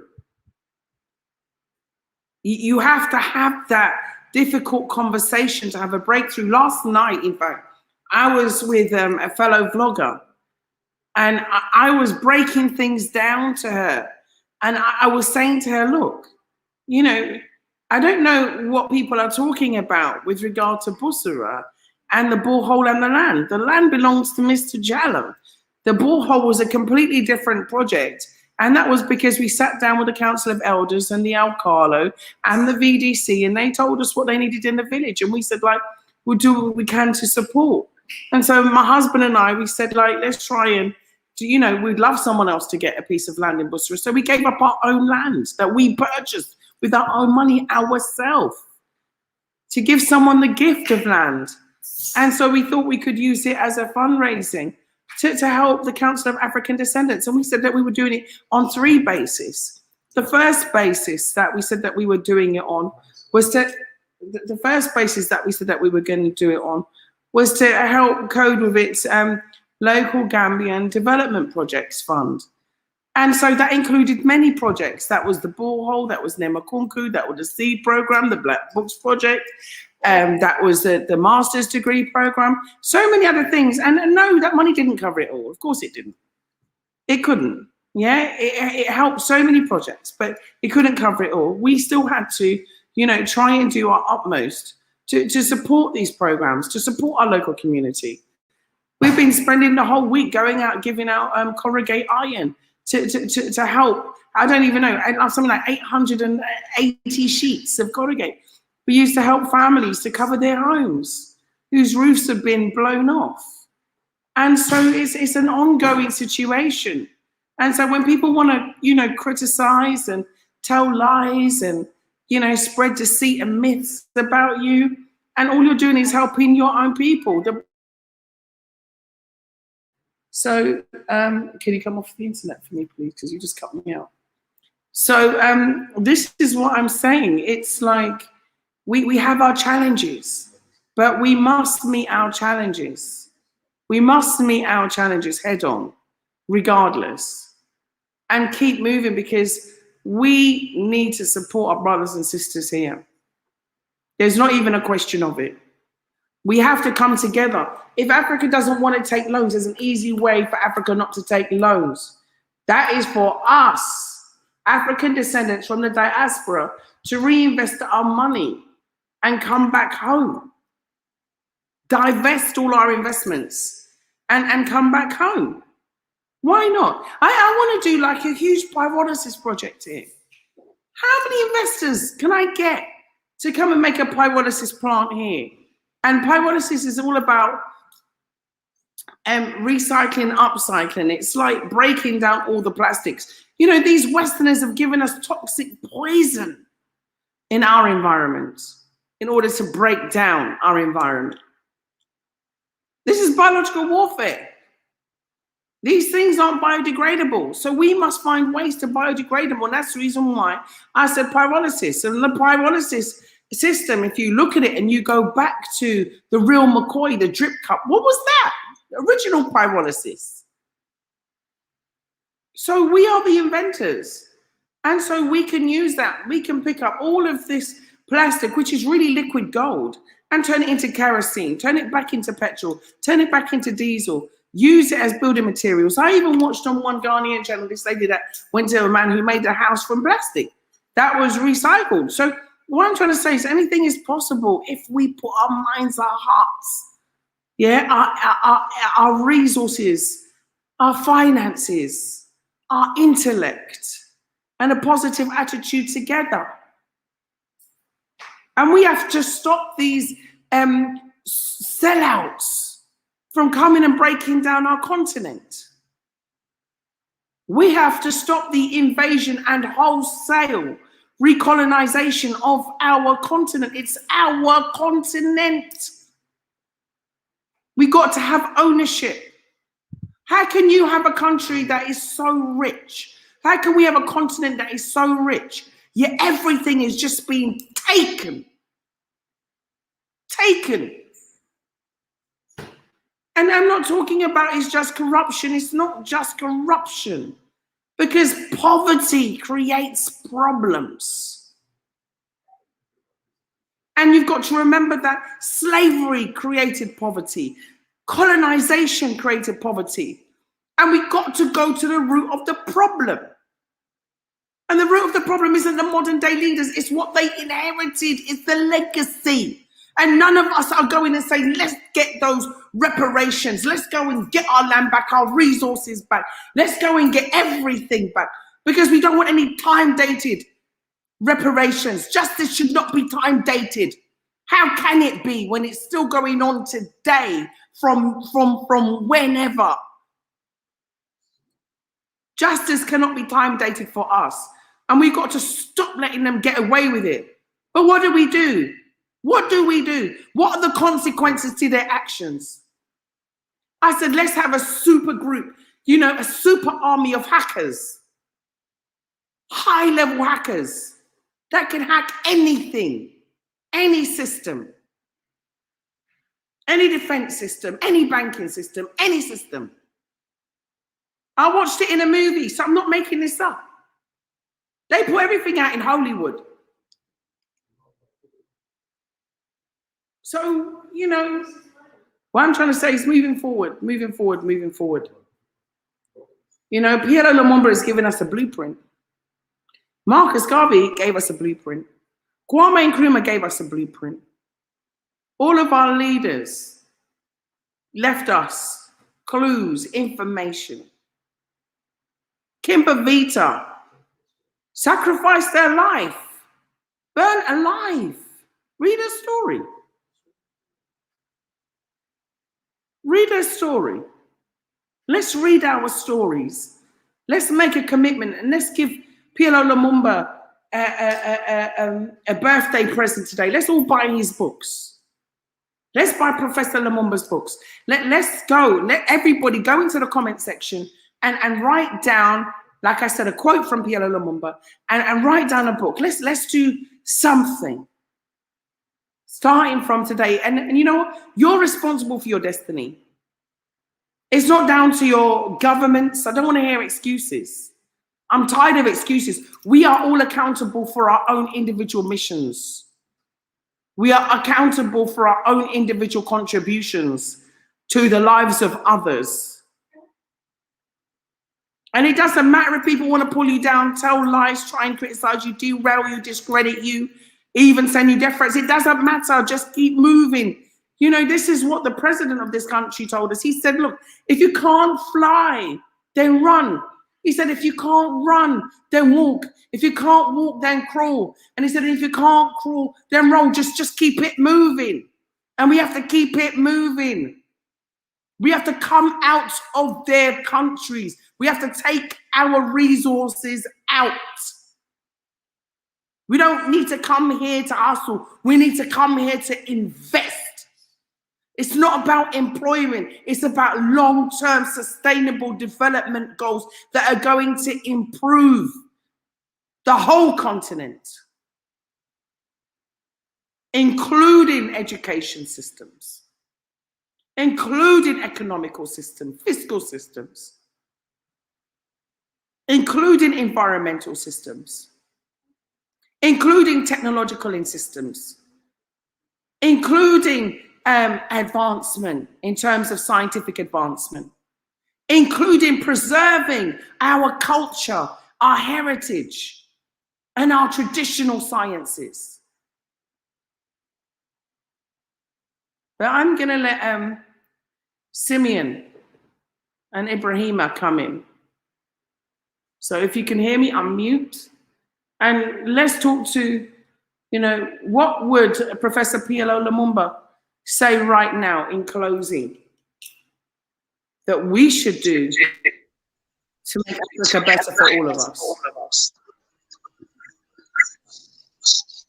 Yeah, thank you. Oh, okay, Simon, you can just carry on while I wait on the queue.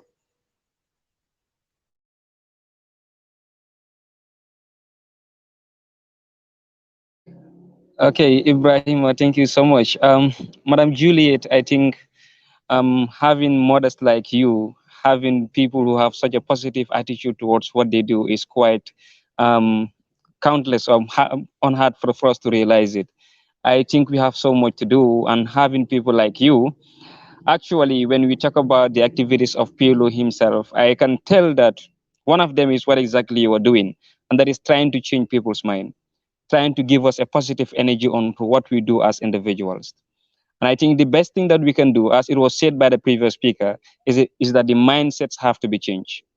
And the mindsets cannot just be changed out of a blue. It has to be a process.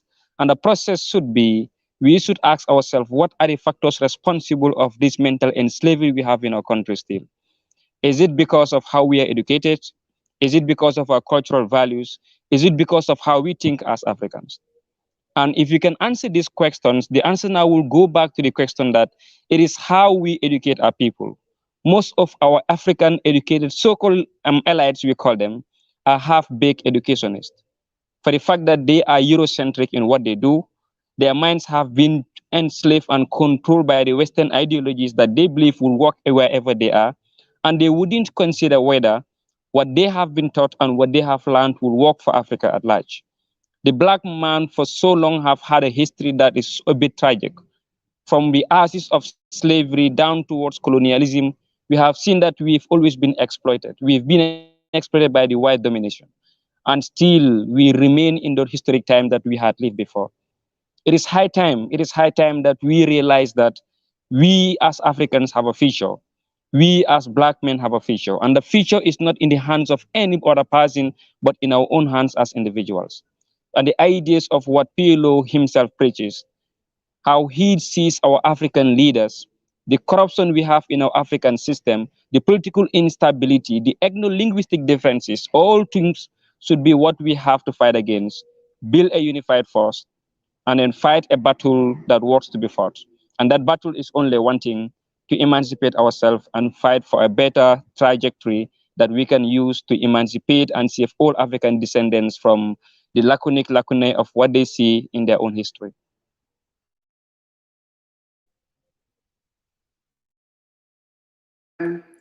Come in for me now, Simeon. Can you hear me?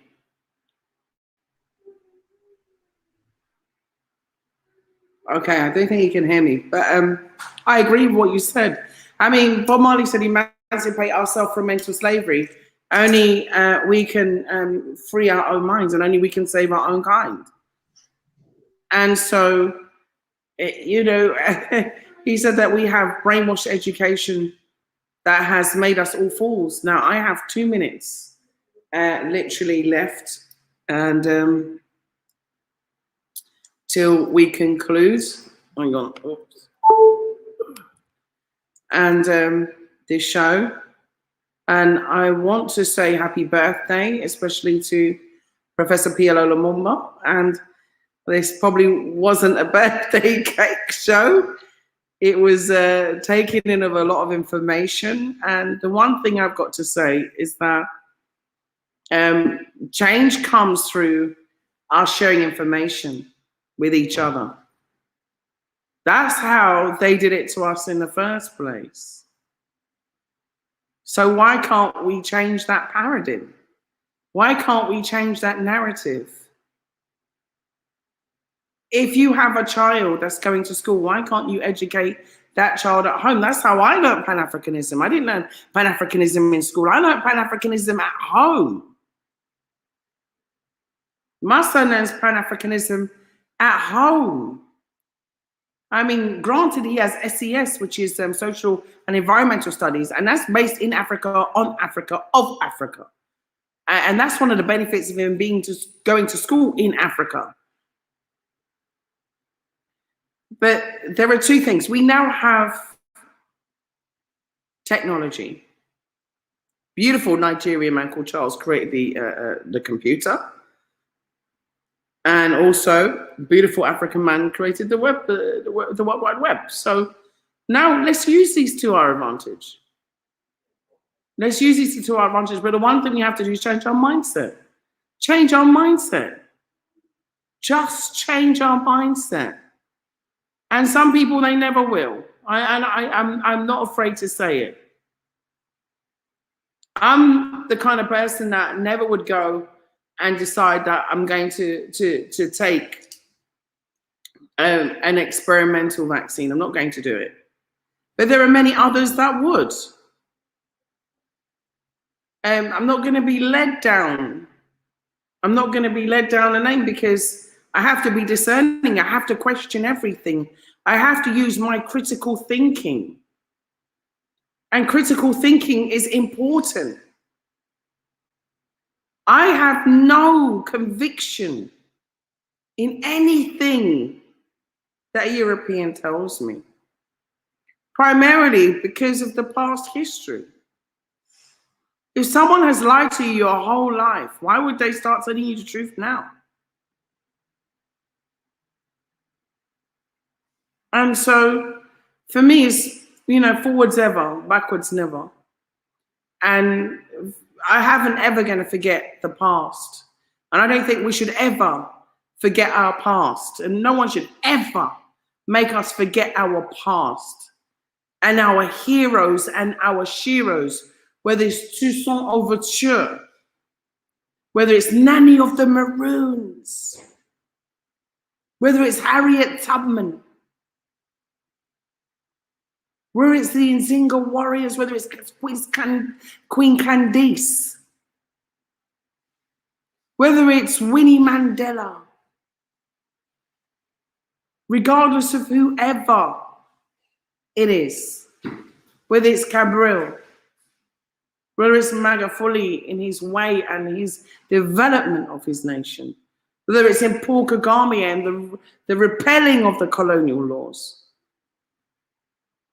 Each and every one of them has done something. Whether it was His Excellency Adama Barrow in telling us that, no one can ever take our Africanness away from us.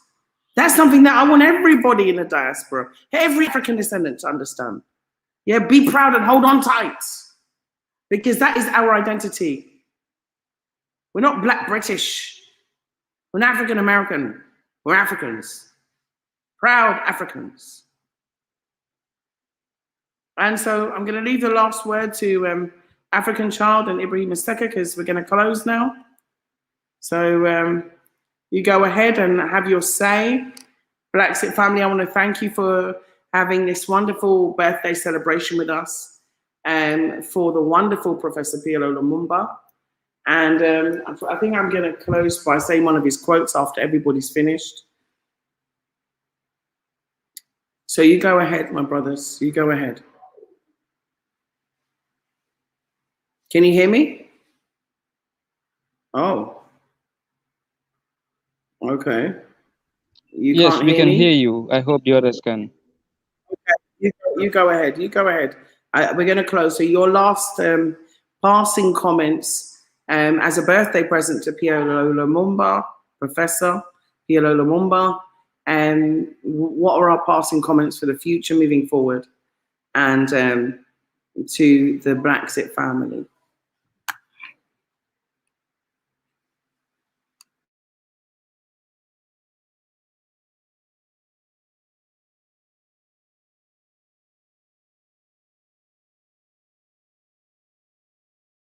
Why, but there's like a delay. I don't know why, but when I think about PLO Lumumba, I always think about Patrice Lumumba. And so, Patrice Lumumba, he said something, and he said, without dignity, there is no liberty. Without justice, there is no dignity. And without independence, there are no free men. Yeah? A minimum of comfort is necessary for the practice of virtue. And one of my favorite quotes that I remember reading from PLO Lumumba, he said, this is from Professor PLO Lumumba. He said that we are co-authors of our own misfortunes. We elect hyenas to take care of our goats. And when the goats are commandeered, we wonder why.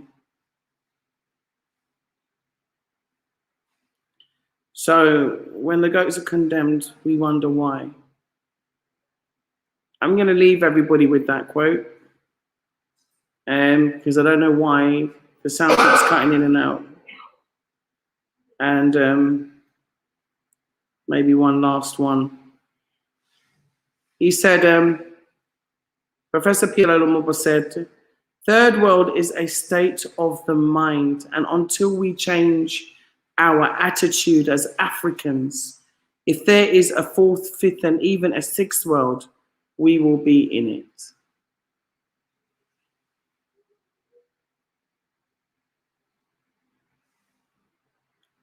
So I'm going to reread the last quotes. We are co-authors of our own misfortunes. We elect hyenas to take care of our goats, and then when our goats are consumed, we wonder why. He said the tragedy of Africa is that Africans are in the business of canonizing thieves and demonizing its saints.